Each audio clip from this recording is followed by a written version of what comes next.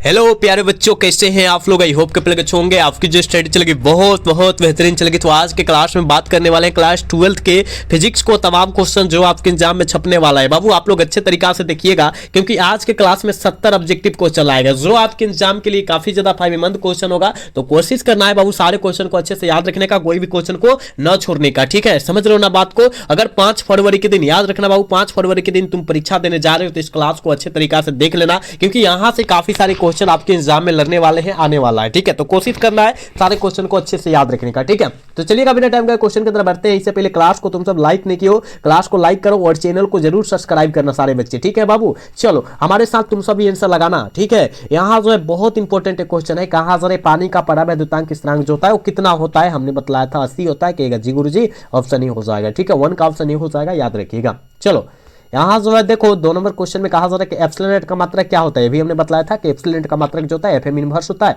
Option B हो जाएगा 2 का। ठीक है, अगला क्वेश्चन देखो 3 नंबर क्वेश्चन में कहा जा रहा है कि विद्युत क्षेत्र की तीव्रता का मात्रक क्या होता है। विद्युत क्षेत्र की तीव्रता का मात्रक जो होता है न्यूटन पर कूलम होता है। ऑप्शन बी हो जाएगा। ठीक है, याद रखना, हम केवल जो है आपको जो है आंसर लगाते चलते हैं और समझाते चलते हैं, आप समझने का कोशिश करना है। ठीक है, क्योंकि कम समय में सारे क्वेश्चन को समाप्त करेंगे तो आपका भी टाइम बचेगा, मेरा भी टाइम बचेगा, समझ रहे हो ना। ठीक है, तो इसलिए हम टाइम नहीं जियान करेंगे बदकही में। ठीक है, चलो इसका आंसर लगाओ, क्या हो जाएगा। कहा जा रहा है विद्युत फ्लक्स का एसआई मात्रक क्या होता है। विद्युत फ्लक्स का एसआई मात्रक क्या होता है। कहेगा सर वोल्ट मीटर होता है। ऑप्शन सी हो जाएगा 4 का। ठीक है, चलो अगला क्वेश्चन की तरफ बात करते हैं। और यहां जो है देखो 5 नंबर क्वेश्चन में कहा जा रहा है ना कि आवेश, एक मिनट, आवेश का रेखीय घनत्व का एसआई मात्रक क्या होता है। आवेश का रेखीय घनत्व का एसआई मात्रक बाबू क्या होता है। कहेगा कूलम प्रति मीटर होता है। ऑप्शन ई हो जाएगा। ठीक है ना, हम लोग कोई भी क्वेश्चन पर टाइम नहीं लेंगे, कोई भी क्वेश्चन पर टाइम नहीं लेंगे, याद रखना। ठीक है, इसका आंसर लगाओ बाबू, क्या हो जाएगा। देखो क्या कहा जा रहा है। कहा जा रहा है विद्युत क्षेत्र रेखाओं से जानकारी प्राप्त होती है। कहिएगा विद्युत क्षेत्र की शक्ति का, दिशा का, आवेश की प्रकृति का, यानी ऑप्शन क्या हो जाएगा, डी हो जाएगा, ऑल ऑफ दिस हो जाएगा। ठीक है,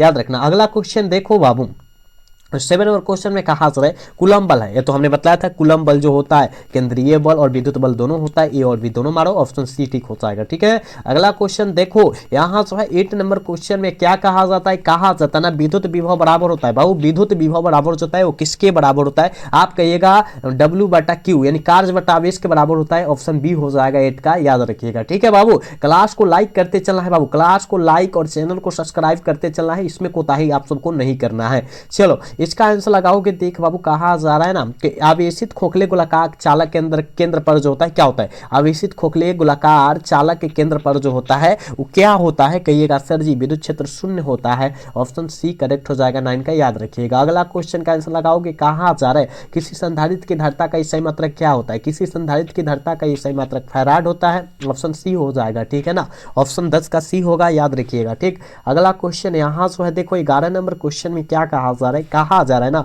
संधारित्रों के समांतर संयोजन में जो राशि प्रत्येक संधारित्र के लिए समान रहती है वह कौन है। कौन है आप कहेगा गुरुजी हम जानते हैं, वह जो है विभवांतर है। ऑप्शन सी होगा 11 का। ठीक है, चलो 12 नंबर क्वेश्चन में क्या कहा जा रहा है। कहा जा रहा है ना यदि कई संधारित्र उपलब्ध हो तो उसके समूहन में करके उच्चतम धारिता प्राप्त करने के लिए उन्हें जोड़ना चाहिए। किसमें जोड़ना चाहिए, किस क्रम में जोड़ना चाहिए। आप कहेगा गुरुजी हम जानते हैं, उसे जोड़ने का जो है समांतर क्रम में जोड़ेंगे तभी होगा, यानी ऑप्शन बी हो जाएगा 12 का। ठीक है, अगला क्वेश्चन का आंसर लगा दोगे। देख बाबू 13 नंबर क्वेश्चन में क्या कहा जा रहा है। कहा जा रहा है एक समांतर पट्टिका संधारित्र की पट्टियों के बीच के अभ्रक की जो है पतली प्लेट जो है रख देने पर संधारित्र की तरता जो हो जाती है वो क्या हो जाती है, तो बढ़ जाती है, यानी ऑप्शन ये हो जाएगा 13 का, याद रखिएगा। चलो यहाँ जो है देखो 14 नंबर क्वेश्चन में कहा जा रहा है। कहा जा रहा है किसी पदार्थ का परावैद्युतांक स्थिरांक हमेशा होता है। किसी पदार्थ का परावैद्युतांक स्थिरांक हमेशा जो होगा वो कितना होगा, वो याद रखिएगा, वो जो है 1 से कम होता है, यानी क्या हो जाएगा, ऑप्शन क्या हो जाएगा, सॉरी 1 से अधिक होता है, ऑप्शन सी हो जाएगा। ठीक है,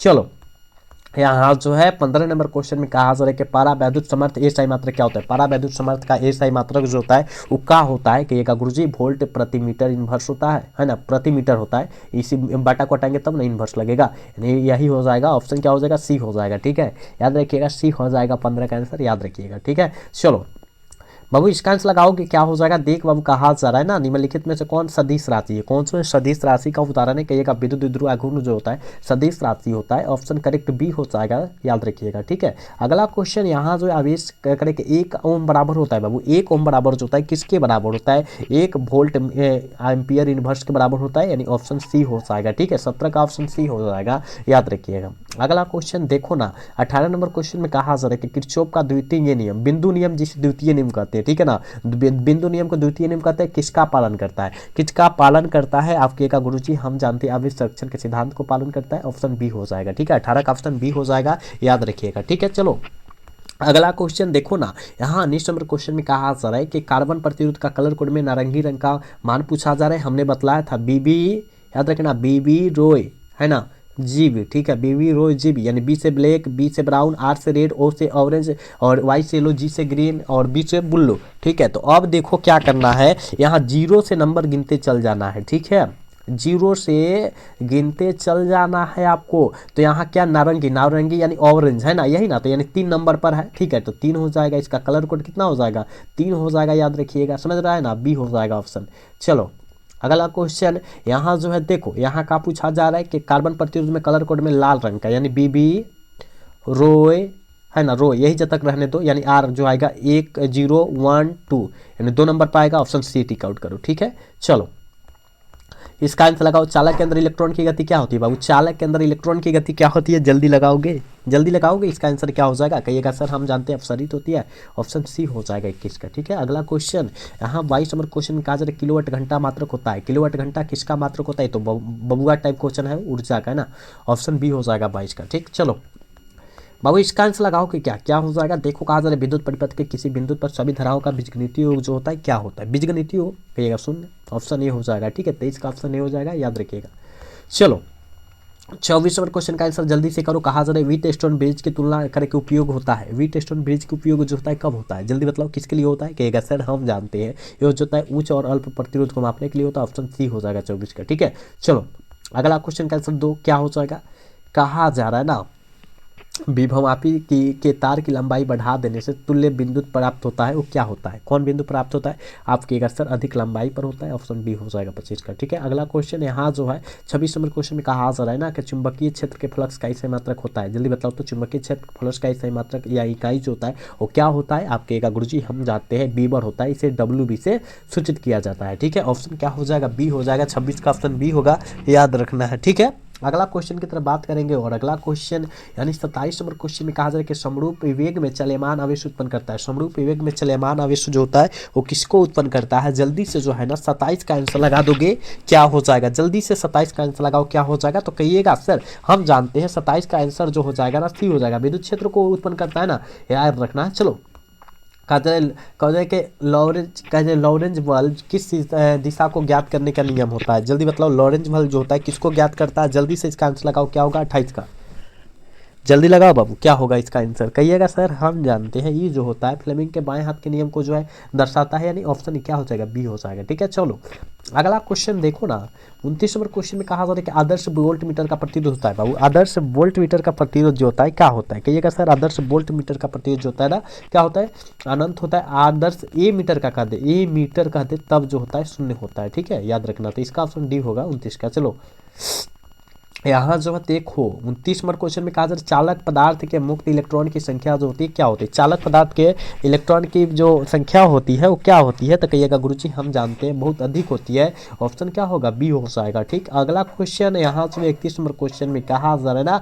कि विद्युत धारा के चुंबकीय प्रभाव की खोज निम्न में से किस वैज्ञानिक ने की, विद्युत धारा के चुंबकीय प्रभाव की खोज किस वैज्ञानिक ने की, जल्दी बतलाओ क्या हो जाएगा, कहिएगा सर हम जानते हैं वो जो किए थे ना फ्लेमिंग ने किए थे, ऑप्शन ए हो जाएगा। ठीक है, ऑप्शन 31 का ओहो 1 मिनट कहा जा रहा है, 1 मिनट रुको बाबू रुको, विद्युत धारा के चुंबकीय प्रभाव की खोज, ओहो स्टेड साहब ऑप्शन सी होगा, ऑप्शन ए ना मारना गलत हो जाएगा क्योंकि विद्युत धारा के चुंबकीय प्रभाव की खोज स्टेड साहब के द्वारा किया गया था, ऑप्शन सी हो जाएगा, थोड़ा सा देखना बाबू। ठीक है, यहाँ मिस्टेक हुआ है। ठीक है, ऑप्शन सी होगा यहाँ। ठीक है, चलो इसका आंसर लगाना कहा जा रहा है प्लांक स्थिरांक की बीमा क्या होती है, प्लांक स्थिरांक की बीमा क्या होती है, प्लांक स्थिरांक की बीमा क्या होती है, कहिएगा sir M L square T inverse होती है, कह दिया क्या, देखो तो हाँ ऑप्शन नहीं में दिया है, ऑप्शन नहीं हो जाएगा, ठीक है 32 का। बाबू क्लास को लाइक करो, जल्दी जल्दी क्लास को लाइक करो, चैनल को सब्सक्राइब जरूर करो तुम सब, ठीक है। चलो इसका आंसर लगाओगे क्या हो जाएगा, कहा जा रहा है ना, कहा जा रहा है कि किसी चुंबक का चुंबकीय घूर्णन होता है, किसी चुंबक का चुंबकीय घूर्णन क्या होता है, कहिएगा सर सदिश राशि होता है, ऑप्शन नहीं हो जाएगा 33 का, ठीक है।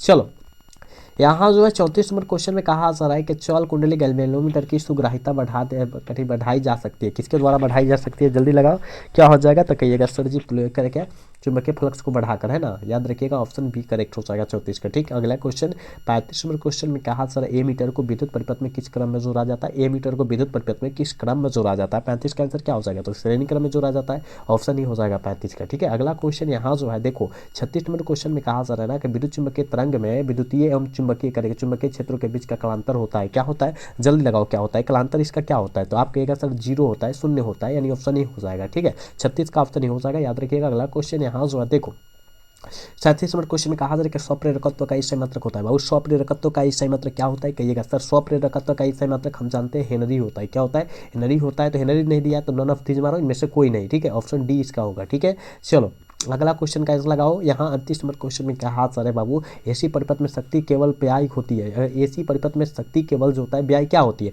तो कहिएगा सर जी हम जानते हैं यह जो होता है प्रतिरोधों में व्यय होती है, ऑप्शन क्या हो जाएगा, क्या हो जाएगा, ए हो जाएगा, ठीक है ना, याद रखना। अगला क्वेश्चन का आंसर लगाओगे 39 नंबर क्वेश्चन में कहा जा रहा है कि अपव्ययी ट्रांसफार्मर में कौन सी राशि घटती है, बाबू अपव्ययी ट्रांसफार्मर में कौन सी राशि घटती है, आप कहेगा सर हम जानते हैं वोल्टेज, है ना, वोल्टेज घटेगा, यानी ऑप्शन बी हो जाएगा 39 का, याद रखना। 40 नंबर क्वेश्चन में कहा जा रहा है कि सबसे अधिक आवृत्ति होती है, सबसे अधिक आवृत्ति कौन होती है, जल्दी लगाओ क्या हो जाएगा, सबसे अधिक आवृत्ति कौन होती है, गामा किरणें होती है, ऑप्शन ही हो जाएगा, ठीक है। 40 का ऑप्शन ही हो जाएगा, याद रखिएगा, ठीक है। बात को अच्छे तरीके से समझ लो ना, सारे क्वेश्चन को अच्छे तरीके से तुम सब समझना, ठीक है। चलो तरंगध्वज सबसे करे के तरंगध्वज के बढ़ते क्रम में के प्रकाश का रंग होता है, तरंगध्वज के बढ़ते क्रम में प्रकाश का रंग जो होता है कैसा होता है, ठीक है, बढ़ते घटने बढ़ते बोला जा रहा है, आप कहिएगा सर नीला होगा, उसके बाद पीला होगा, उसके बाद लाल होगा ना, ऑप्शन क्या होगा, डी हो जाएगा, ठीक है। चलो इसका आंसर लगाओगे, कहा जा रहा है ना, कहा जा रहा है कि दृश्य स्पेक्ट्रम के रंगों में किसका अधिकतम तरंगध्वज होता है, देखो अधिकतम तरंगध्वज की बात किया जा रहा है, ठीक है। अगर तरंगध्वज की बात करेगा तो लाल, और कम तरंगध्वज कहेगा तो बैगनी, कम कहेगा तो बैगनी, अधिक कहेगा तो लाल, यानी ऑप्शन इसका ये हो जाएगा क्योंकि अधिक की बात किया जा रहा है। चलो प्रकाश अनुप्रस्थ है क्योंकि यह प्रदर्शित करता है, प्रकाश अनुप्रस्थ है क्योंकि यह किसको जो है प्रदर्शित करता है, 43 का आंसर क्या होगा, ध्रुवन को प्रदर्शित करता है, ऑप्शन बी होगा। चलो 44 का अंत लगाओ, कहा जा रहा है कि करके वस्तु से छोटा आभासी प्रतिबिंब निम्न से किस दर्पण से प्राप्त होता है, वस्तु से छोटा आभासी प्रतिबिंब किस दर्पण से प्राप्त होता है, कहेगा गुरुजी हम जानते हैं उत्तल दर्पण से प्राप्त होता है, ऑप्शन सी होगा 44 का, याद रखिएगा। चलो अगला क्वेश्चन 45 नंबर क्वेश्चन में कहा जा रहा है कि 2.42 किसका अपर्तनांक होता है, तो बहुत आसान है, देखो किस तरह घुमाया है, अगर क्वेश्चन देख लो किस तरह घुमाया गया कि 2.42 किसका अपर्तनांक है, तो कहिएगा हीरा का अपर्तनांक है, ऑप्शन डी हो जाएगा, समझ लो ना, देख लो क्वेश्चन किस टाइप के घुमा दिया है कि हीरा का अपर्तनांक कितना होता है, कहिएगा 2.42 होता है, तो यही पूछ दिया कि किसका 2.42 किसका अपर्तनांक होता है, तो हीरा का, ठीक है। चलो कहा जा रहा है 46 नंबर क्वेश्चन में है कि किसी वस्तु का मनुष्य की आंखें के रेटिना पर बनने वाला प्रतिबिंब होता है, बनने वाला प्रतिबिंब कैसा होता है, आंखें के रेटिना पर, वास्तविक और उल्टा होता है, ऑप्शन डी हो जाएगा, समझ लो। अगला क्वेश्चन 47 नंबर क्वेश्चन में कहा जा रहा है कि कांच के एक अवतल लेंस को जब जल में डुबा दिया जाता है तो यह हो जाता है, तब यह क्या हो जाता है, कि एक गुरुजी हम जानते हैं यह हो जाएगा कम अपसरी हो जाएगा, ऑप्शन क्या होगा, सी करेक्ट हो जाएगा। अगला क्वेश्चन यहाँ जो है 48 नंबर क्वेश्चन में कहा जा रहा है कि जब श्वेत प्रकाश की किरण लेंस में प्रवेश करती है तो निम्न में से किसमें परिवर्तित होता है, तो किसमें परिवर्तित होता है, कहिएगा वेग और तरंगध्वज में परिवर्तित होता है, ऑप्शन करेक्ट हो जाएगा 48 का, ठीक है। अगला क्वेश्चन यहाँ जो है 49 नंबर क्वेश्चन में कहा जा रहा है बाबू, सही देखो, कहा जा रहा है कि सरल सूक्ष्मदर्शी की आवर्धन क्षमता क्या होती है, सरल सूक्ष्मदर्शी की आवर्धन क्षमता क्या होती है, कहिएगा गुरुजी हम जानते हैं 1+D/F होती है, ठीक है, यानी ऑप्शन क्या हो जाएगा, सी हो जाएगा 49 का, ठीक है। चलो आज के क्लास के लास्ट क्वेश्चन 50 क्वेश्चन ही रहने देंगे, ठीक है ना, 50 क्वेश्चन ही रहने देंगे क्योंकि यहाँ देख लो आवाज मुंह से नहीं निकल रहा है, ठीक है, गला बैठ गया, ठीक है, तो 50 क्वेश्चन ही रहने देते हैं। कहा सर इलेक्ट्रॉन पर विशिष्ट आवेश होता है, इलेक्ट्रॉन पर विशिष्ट आवेश क्या होता है, तो कहिएगा सर हम जानते हैं 1.8 × 10⁻11 गुलाम प्रति केजी होता है, यही होता है, ठीक है ना, याद रखिएगा, आपके एग्जाम 2023 में ये क्वेश्चन आया भी है, ठीक है, याद रखना। यानी ऑप्शन क्या हो जाएगा, ये हो जाएगा। 50 क्वेश्चन ही रहने देते हैं बाबू, 50 क्वेश्चन ही रहने देते हैं क्योंकि आवाज़ जो है गले से नहीं निकल पा रहा है, सर्दी खांसी हो गया है, ठीक है, तो आपके भी जो है 50 क्वेश्चन ही रहने देंगे, लेकिन हमने प्रयास किया था कि 70 क्वेश्चन कराएंगे तो कराएंगे, लेकिन नहीं हो पा रहा है, ठीक है ना, तो हम किसी भी हाल में 50 क्वेश्चन तो करा दिए हैं, ठीक है ना। तो आज का क्लास कमेंट करके जरूर बताइएगा बाबू कैसा लगा, अगर अच्छा लगा होगा तो चैनल को सब्सक्राइब और वीडियो को लाइक करना भूलिएगा। मिलते हैं अगला सेशन में। जय हिंद, जय Bharat, tata bye bye, love you.